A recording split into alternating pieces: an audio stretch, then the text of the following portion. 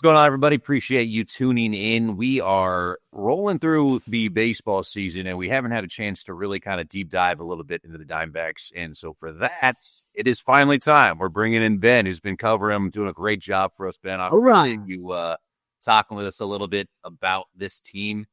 It's been an interesting start. I mean, right now, today, they're still 2 games over 500, which is good enough for bottom almost of that division with as good as it is. I know fans are kind of frustrated because, they just miss out last year on the postseason. They felt like, they reloaded a little bit, retooled that they should make a run, but I don't know what you do with this division. Like it's a juggernaut, and I don't think they're playing that bad. So it's a little bit of a mixed bag of treats, but how would you kind of evaluate the way they've played so far this year?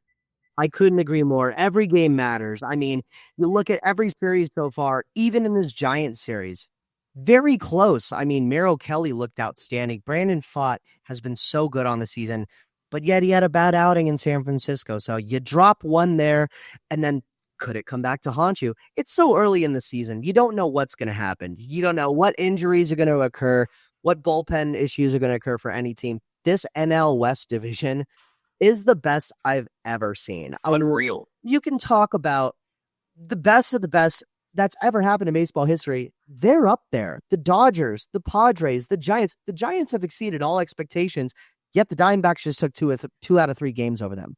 So the Dodgers, defending World Series champions, the Padres, they have the firepower. They have the money that they want to spend. Are they going to get there? And then we got the Rockies on rivalry weekend, so it should be fun. Yeah, that'll be what a rivalry that will end up being. Yeah, I mean, if the Dodgers don't win 105 plus, it's probably a disappointing season. As unbelievable as that is to say, like if they don't get to triple digits and with probably a week or 2 to go, they're looking at this season like they came up short, and it's unreal to be up against that and have to play them series throughout the year and try and compete with that. It's not fair. What they've been doing over there, it's just unreal, kind of the pieces that they've been able to. They have 3 guys in Shohei, Freddie Freeman, and Mookie Betts, where it's not just, okay, if one of them doesn't show, or 2 of them doesn't show up, one of them can go off. One of them can win the game at any time. We just saw Freddie Freeman go 4 for 4 when he was out here in Arizona. He can win any game. Mookie can win any game. Shohei can win any game. Any team can have a lot of pieces, but can one player win the game like those 3 can? It's hard and that's what the MLB recognizes. And how do you go forward in a division, not just with them, but with teams that have to compete with them? Yeah. So the Diamondbacks have shown, obviously, that they can and will compete with the Dodgers, but it's too long of a season. Like how do we move forward? How do we move forward with this? Their third best player is an MVP.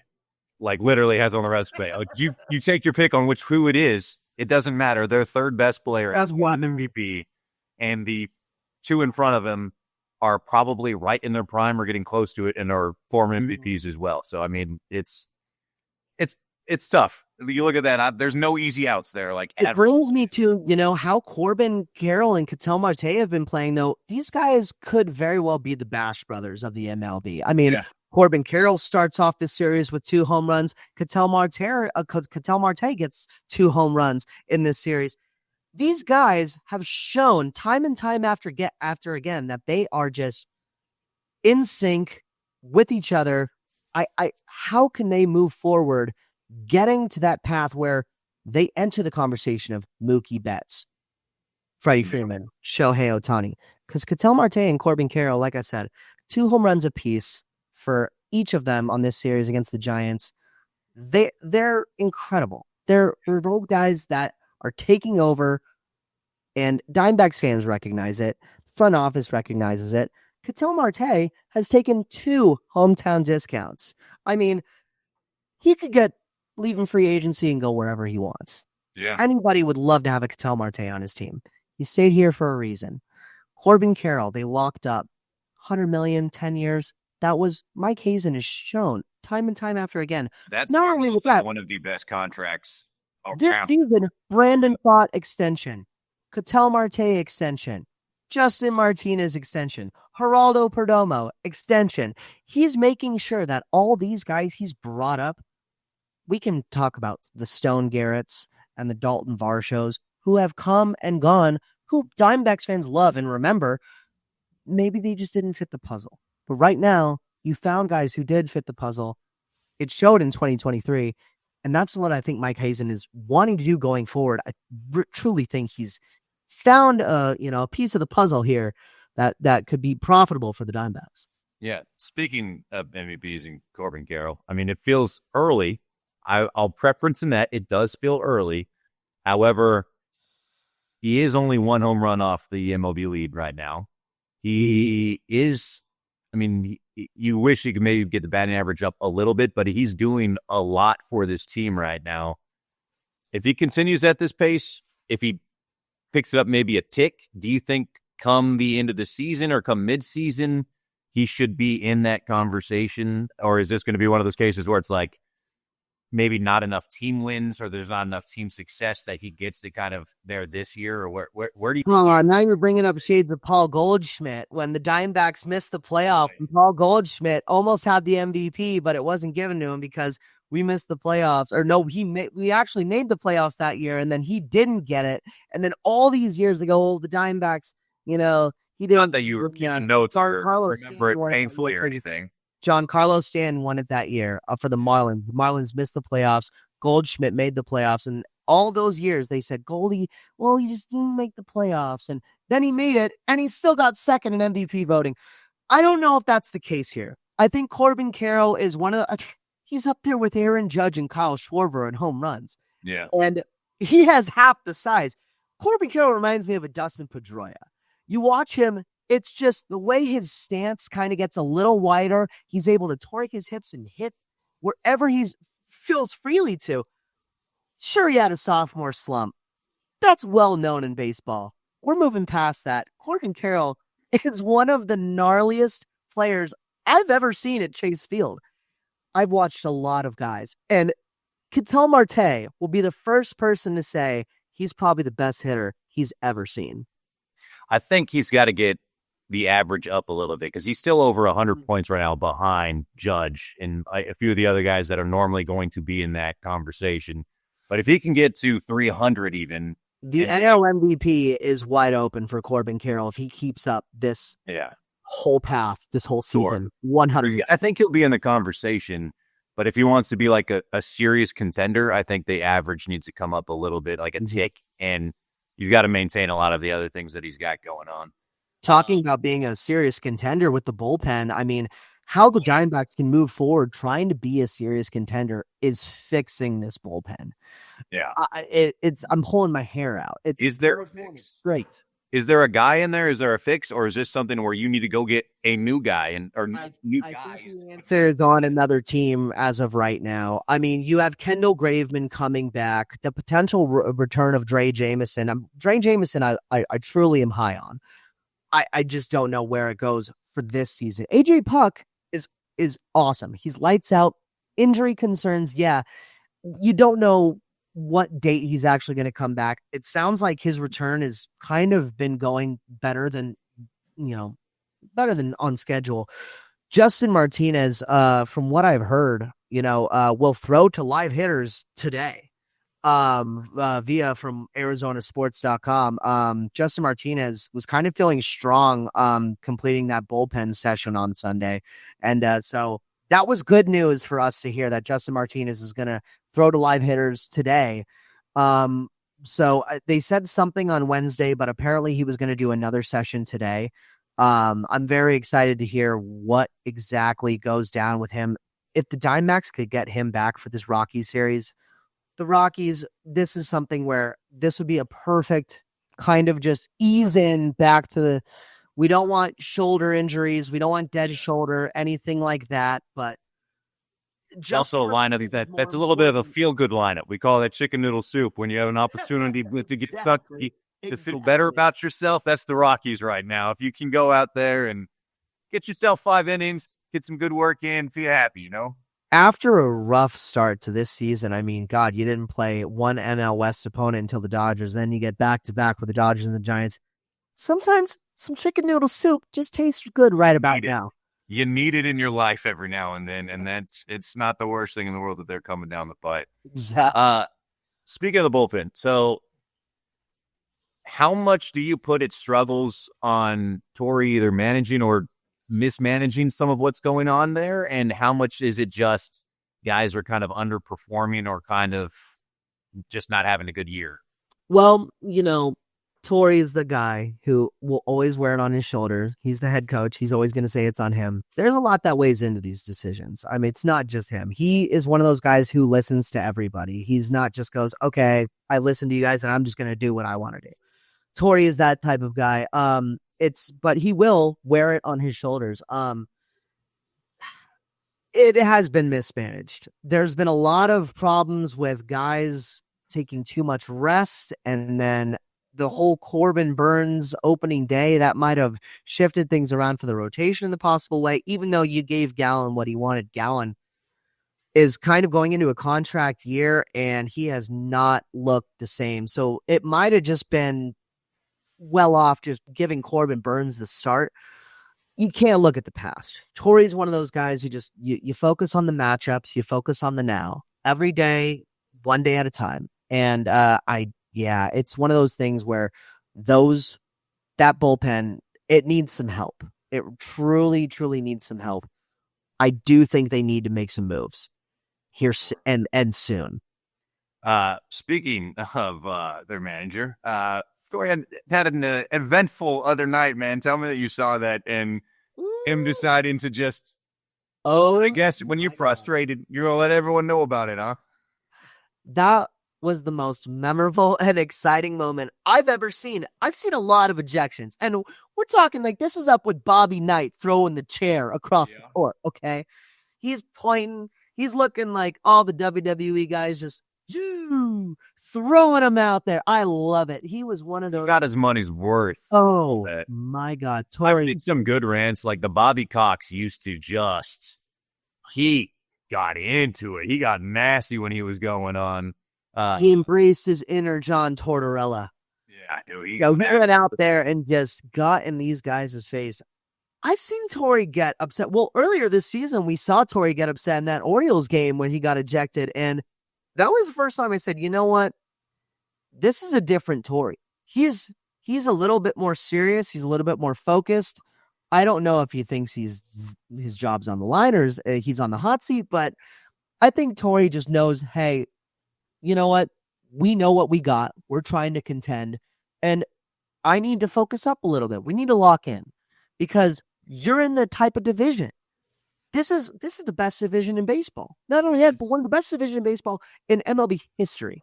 So I like to see the seriousness out of Torey Lovullo. And hey, guess what? You won 2 out of 3 games. Jeff Bannister, who just got out of the hospital. Jeff, I hope you're feeling well. I really hope that Torey Lovullo, just galvanizes this team and just kind of talks to him and just says, hey guys, I'm on your side. You look at me. I'm out there doing what you guys want me to do. Oh, you could tell that locker room was whether they thought it was like entertaining or whether they actually kind of got behind it. Either way, the team did respond. Like either way, it did help. So I'm all for it. If that's what it takes, that's what you got to do to get their attention, then that's what you got to do right there. I love it. No, I couldn't agree more. Torey has just been. They've kept him around for a reason. Mike Hazen and Torey Lovullo are trying to lockstep in this whole process. You can tell Torey is one of those guys who just is in tune. He's a player's coach, but one day at a time.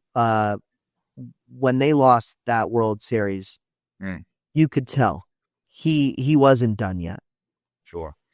There's a couple of guys that are new to the team that I want to start talking on. Obviously, the big gem this offseason was supposed to be Corbin Burnes, and the big signing, the guy that's supposed to be the ace.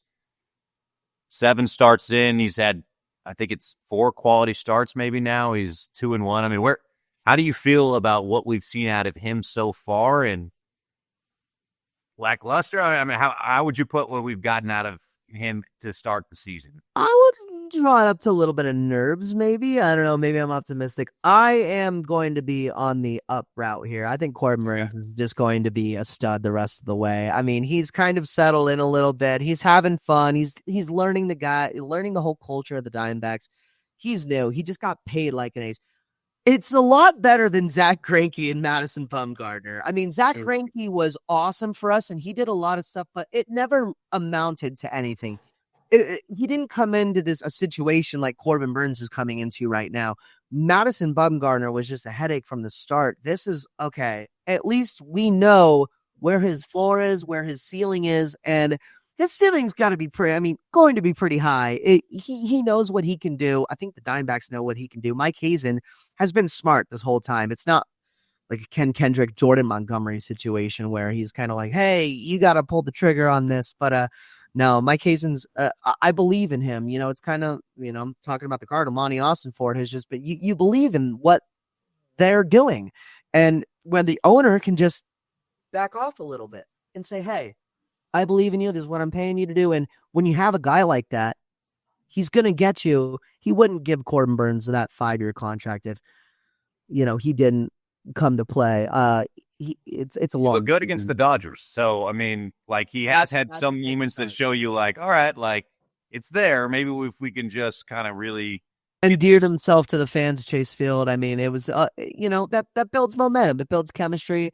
You got a long time here in the desert, pal. Just saddle up. Sure.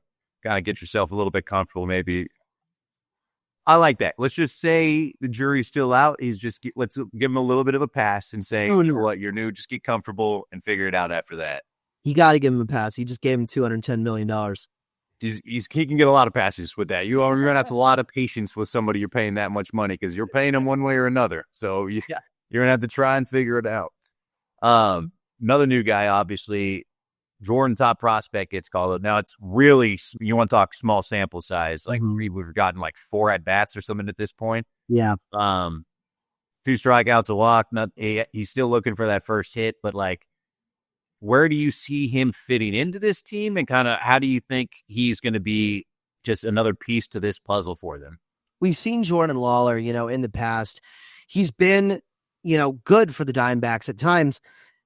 His stint in Reno, you just can't ignore. I mean, he's been lighting it up. One of the top prospect for the Diamondbacks, number 4 on MLB Pipeline, I believe.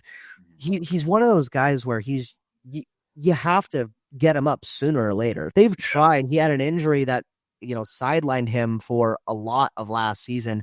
When the Diamondbacks brought him up, Pavin Smith at the time was going down. Then he had that great series over the Dodgers, and they were like, all right, well, we'll keep him around for a little while. It sounded like Pavin Smith might have been, talked about for a little while, but you kept Tim Tawa, and he comes in here. I think he's going to be kind of a switch off with Pavin Smith. So when Pavin gets his at-bats against the lefties, and then when a lefty's not pitching, Jordan's going to come in and take over. Jordan Lawler is one of those guys who I anticipate will be one of the stars for the Diamondbacks for years to come. I just don't know if the Diamondbacks want to rush him, because if he doesn't have an everyday start, his rhythm's going to be out of whack. So I also think it matches up a little bit with where the expectations for this team should be. Like, I think if they this is a team that wants to make the postseason, and what happens at that point. I think that's kind of where the hope should be. Now, if they go on a run, great. But this is more of let's really get these pieces right, and then maybe it's next year, maybe it's the year that we're really making a solid, really run at this thing. And I think you got to make sure that where you're grooming him is on that timeline, like the right timeline, I think. And I think that's what they're doing, why they solidified Geraldo Perdomo for the future. I mean, your infield is Geraldo Perdomo, Ketel Marte, and Eugenio Suarez this season. Pretty good. I mean, and Josh Naylor at first and Pavin Smith kind of filling in. Your infield is pretty much set. Where Josh, where he can fit in, where Jordan Lawler can fit in, it might be when Josh Naylor needs a rest day and Pavin Smith's at first, and then you're filling him in at DH. So he's going to be here for the foreseeable future, but you just don't know. I mean, he will be a part of the Diamondbacks franchise for probably years to come, unless, you really need a trade piece. Mm-hmm. He could be very highly, viable trade piece, but we'll see. That's down the road. Well, if he's still looking for his first hit this season. But the Diamondbacks is going to get the opportunity of playing a team that should make that a little bit easier. If the Rockies are coming to town, you should think if there was ever a team that you can get that first one of the year against, it'd be them. Rivalry weekend. Rivalry. I don't know why we were playing the Rockies on rivalry weekend. Rivalry weekend took us last weekend. I was trying to think. Maybe like it's not that close, but like I think it's a little bit of a process of all the other. It's who is left not dancing at the ball, and everyone wants to dance with somebody. So I guess that's that you gonna take what you got to do what you got to do at that point. Quarters going punch. Yeah, a little bit. Basically, just sit there in the corner and just. We don't have a rival. We don't have anyone that matches us. Yeah, you know, we split the spring training stadium with them. You know, we share a spring training stadium with them. It's almost kind of like, hey guys, you know, we both sported purple. We both kind of came around at the same time. Yeah. We're rivals now. It's like, oh, okay, yeah, all right. I mean, we both used the Dodgers. You normally have to have some history of like postseason matchups and a little bit of like a feud. Maybe you had a player that left and they're like, there has to be normally some that's the crux of the rivalry. And I don't know what it would be for this. Yeah. I mean, the Rockies 2013, they beat us, you know, to go on to get swept by the Red Sox in 2000. There it is. That was I mean, God, that was 12 years ago. So, I mean, sounds like some murdering years. And we're finally going to settle this now. Yes. After that, you know, gosh, and I've gone to Coors Field, you know, so many times, you know, isn't it? Over the last years. It's such their fans are awesome. You know, we saw Charlie Blackmon out at the Chop House, and he was so kind, and I was wearing Diamondback stuff at the time. So it's weird how they talk about the rivalry, but the Rockies have just been so kind and welcoming this whole time. So, you know, rivalry weekend, we'll embrace that rivalry. Let's have some fun. So last weekend, I was in Colorado covering games 3 and 4 for the Denver and the Thunder series and playoffs.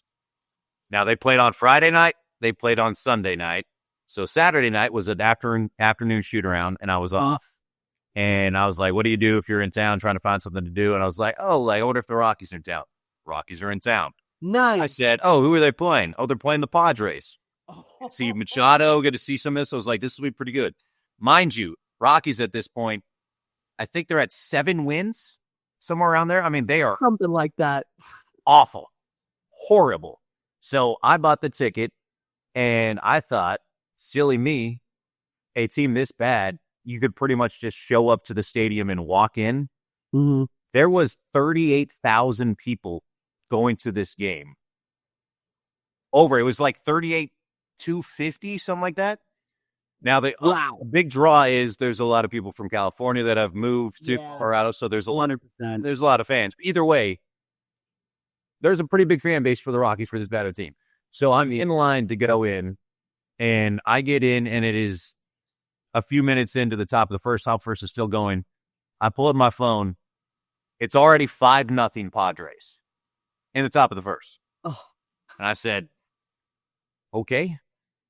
Let me go ahead and grab a quick beer, and I'll figure out where I'm sitting. So I walk to one of the little concession stand sections, order a beer. All of a sudden, I hear some cheering. 3-run home run. It's 8-0. Oh, no. Okay.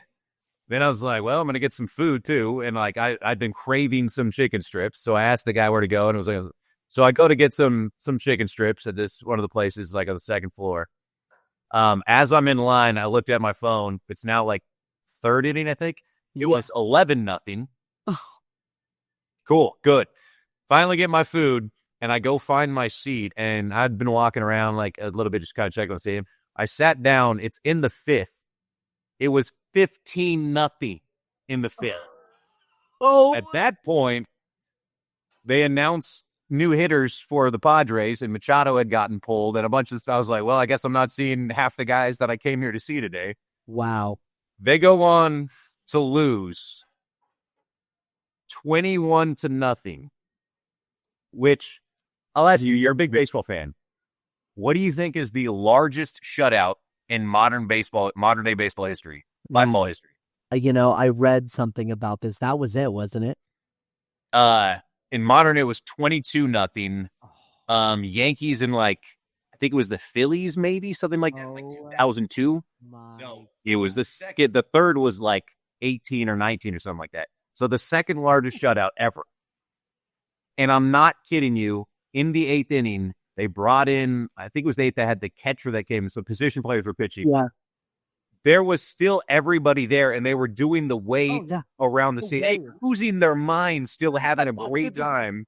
And I was sitting there going, like, this can't be real. Like, you guys paid, they were like $50 for a ticket to get in. I thought it was going to be like 15, something else. Field, man. And they are just, this is life watching a team that shouldn't even be close. And then Passan was on ESPN like the next day, and he said that the Rockies have a top 3 baseball environment and a top 300 baseball team. And I was like, that's awesome. That's feels about right. Like, that's both of those are that's hilarious. You know, it's so funny you bring that up. When we went, I went in 2017, 2018, around one of those years. I'm blanking on the year, but Diamondbacks Rockies. We went out there, and we were losing about 17-3. And out comes to pitch Daniel Descalso. And after that, Alex Avila pitched. And I just remember when they said he was warming up, Alex Avila, and he came out to pitch. Me and all my friends, we were at the rooftop bar, and we ran down there, and we said, we got to go say something to Alex Avila pitching. That was one of the few Coors Field memories that I love. You know, I have such a soft spot for when position players come in and pitch. Like, it's so much fun for me. Like, it is just, and watching the batters just have eyes that are this big and swinging as hard as they have since Little League, and like before they had any balance. And it's just like, it's a home run derby. Like, this is so much fun to watch right now. I couldn't agree more. But I guess that's the rival now, so we got a chance to see that. Hey, rock pile rival. I guess. Fair enough. Fine. Like, if we're gonna have somebody, we might as well be there too, I guess, right? So hopefully they bounce back a little bit. Yeah, kind of get that going. Like I said, they're 2 games over 500. It's not as bad as it feels when you look at the division standings. I feel like it's just, you're gonna have to play incredible baseball this year if you want to compete in that division. Like, and not just in the division, but just the NL. I mean, you still have the Phillies, you still have the Mets, you still have a lot of other talented teams that are just waiting for you. So yeah. And even some of the teams that really, like the Braves, struggled crazy early on, and like they're starting to kind of figure it out. There's just depth everywhere. Like, it just looks really good, especially in that division. It's wild right now. But. Well, it starts with just, beating this Rockies team. You got to go out, you got to sweep these guys. You got to win Friday, Saturday, Sunday. No, everyone say you got to get out the brooms. At least a couple. Like, you got to get at least some ground on this division, especially. Yeah, for sure. Well, we'll see how they do. It's going to be fun keeping up with them. Ben, I appreciate taking some time. We'll catch up with you next week when we see. Hopefully, we'll be having some more good stories about this new rivalry that's budding, that's going to take over the league here. Hopefully we can, hopefully we can keep talking about how hot Corbin and Carroll and Ketel Marte are. I mean, if we could just, they should have a big on how those guys are just going to take over the league. Those guys are just as good as Shohei, Mookie, and Freddie, and I truly believe that. That's saying a lot, man. Well, they're going to have an opportunity this weekend to add to those stats, so we'll see how they do, man. I appreciate your time today. Always. No, I love it. This is so much fun. Can't wait to talk next week.